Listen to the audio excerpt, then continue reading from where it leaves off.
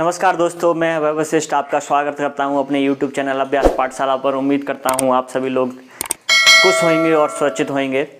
तो आज हम जो स्टार्ट करने जा रहे हैं 11th बायोलॉजी का chapter 8 cell the basic unit of life.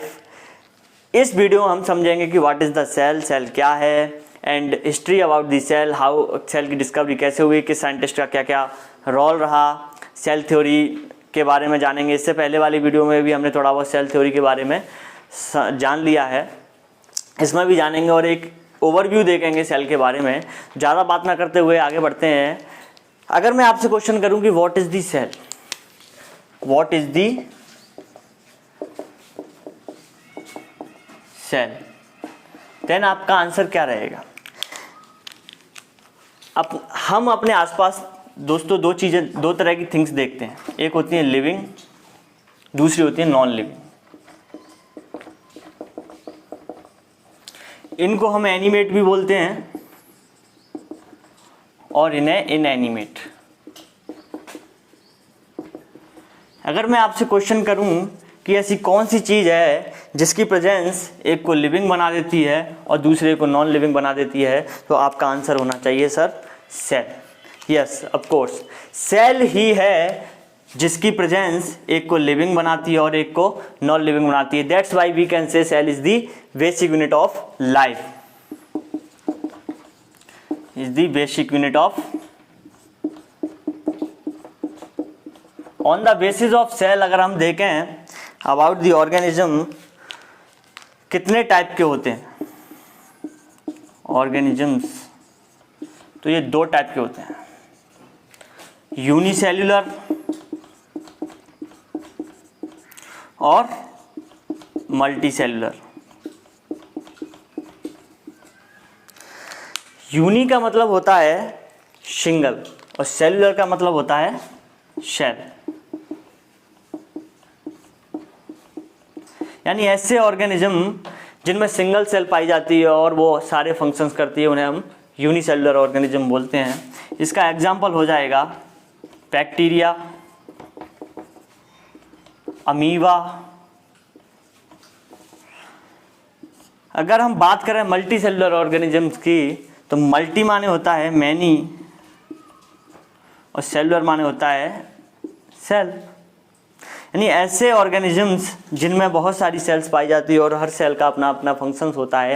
अगर हम बात करें ह्यूमन बीइंग की, तो हमें हार्ट सेल्स पाई जाती हैं, नर्व सेल्स पाई जाती हैं, लीवर सेल्स पाई जाती हैं, जिनका अपना अपना फंक्शंस होता है। तो that's why we can say in higher animals labour of division पाया जाता है। लेबर माने होता है काम, लेबर ऑफ डिवीजन। बढ़ते हैं आगे, इसका एक स्क्रीनशॉट ले लीजिए, मैं साइड में हो जाता हूँ। हम इस वीडियो में आगे अगर मैं बात करूँ यूनिसेल्यूलर ऑर्गेनिजम्स की या सिंगल सेल की, तो ये जो है इंडिपेंडेंट एग्जिस्टेंस के लिए कैपेबल होता है और लाइफ के बेसिक फंक्शंस को करने के लिए भी कैपेबल होता है। Without the complete structure cell, अगर हम इंडिपेंडेंट एग्जिस्टेंस की बात करें, तो we can not ensure. Without complete structure of cell, जो इंडिपेंडेंट एग्जिस्टेंस होता है या फिर जो भी कैपेबल फंक्शंस होते हैं लाइफ के, वो हम एंश्योर नहीं कर सकते। That's why we can say cell is the fundamental structural and functional unit of life. तो एनसीईआरटी में एज इट इज लाइन दी हुई है, सेल इज दी, देखिए मोर भी बोल रहे हैं, यानी पता चल रहा है बायोलॉजी पढ़ रहे हैं हम। Fundamental structural and functional unit of living organism.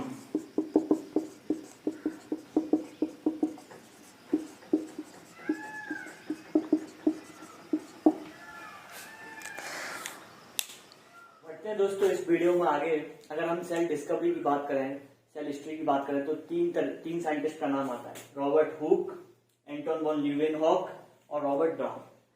तो रॉबर्ट हुक ने सबसे पहले 1665 में कॉर्क सेल कॉर्क सेल को ऑब्जर्व, जब बोतल के जो ऊपर ढक्कन लगाने के लिए हम यूज करते हैं कॉर्क, कुछ ऐसी स्ट्रक्चर होती है। इसकी पतली स्लाइड काटी और उसको देखा, तो उन्होंने उसमें क्या देखा, उन्हें क्या ऑब्जर्व किया, इनको हनी कॉम्ब लाइक स्ट्रक्चर दिखाई दी। जो मधुमक्खी का छत्ता होता है आपने देखा होगा, उसमें किस तरह के चैम्बर होते हैं। अगर मैं यहां पर बनाऊं तो कुछ इस तरह की स्ट्रक्चर होती है उसमें अंदर। कभी आपको शहद खाया होगा तो आपने देखा होगा। अगर इसको हम जूम करके देखें, ऐसा दिखेगा। इसी को इन्होंने क्या कहा, सेल का, और इन्हीं को क्रेडिट जाता है सेल वॉल ऑब्जर्व करने का। तो इन्होंने जो है बेसिकली डेड सेल देखी।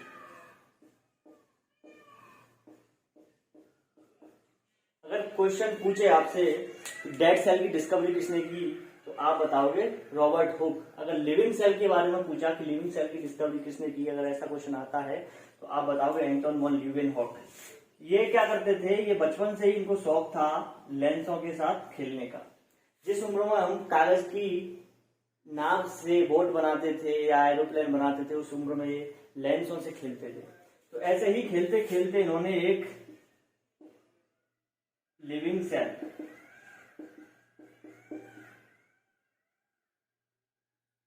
Algae spirogyra,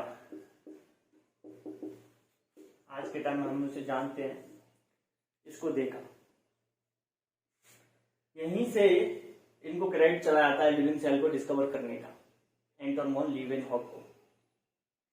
and then entry होती है रॉबर्ट ब्राउन की, बाद में 1831 में ये न्यूक्लियस की डिस्कवरी करते हैं, जो सेल के अंदर बीच में जो होता है डार्क पार्ट। दोस्तों इस वीडियो में आगे और बात करते हैं सेल थ्योरी के बारे में। इससे पहली वाली वीडियो में भी हम थोड़ा बहुत सेल थ्योरी के बारे में जान चुके हैं, इसमें और जानेंगे डिटेल में। जब भी सेल थ्योरी की बात हम करते हैं तो दो साइंटिस्ट का नाम ध्यान में आता है, मैथियास स्लाइडेन और थियोडोर श्वान।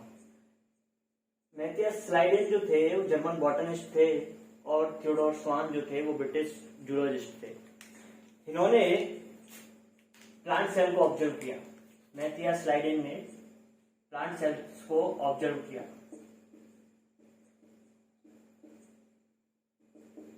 और वहीं इन्होंने एनिमल सेल को ऑब्जर्व किया।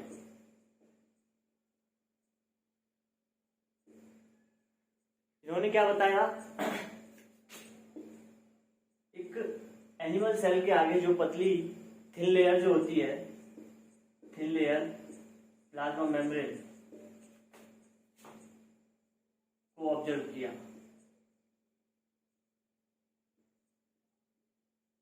और बताया कि जो सेल वॉल होती है वो प्लांट सेल का यूनिक फीचर होती है,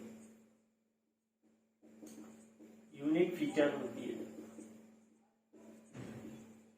और जितने भी एनिमल होते हैं, ऑर्गेनिज्म होते हैं, वो सेल से मिलकर बने होते हैं या सेल के प्रोडक्ट होते हैं। ऑर्गेनिज्म्स मेड अप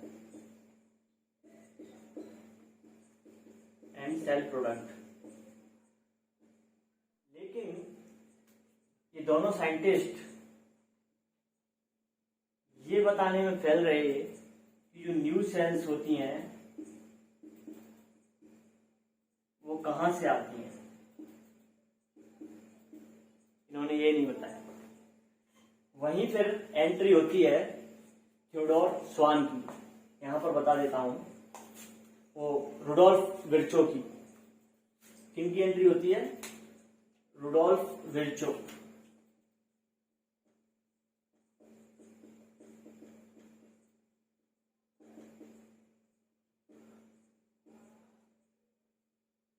इन्होंने क्या बताया, इन्होंने एक सेंटेंस दिया, ओमनिस सेलुला ई सेलुला।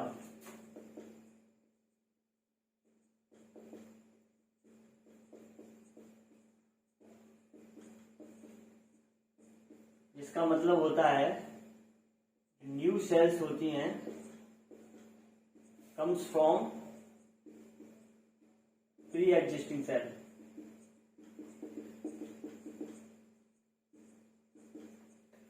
इनके आने के बाद जो सेल थ्योरी थी वो मॉडर्नाइज हुई।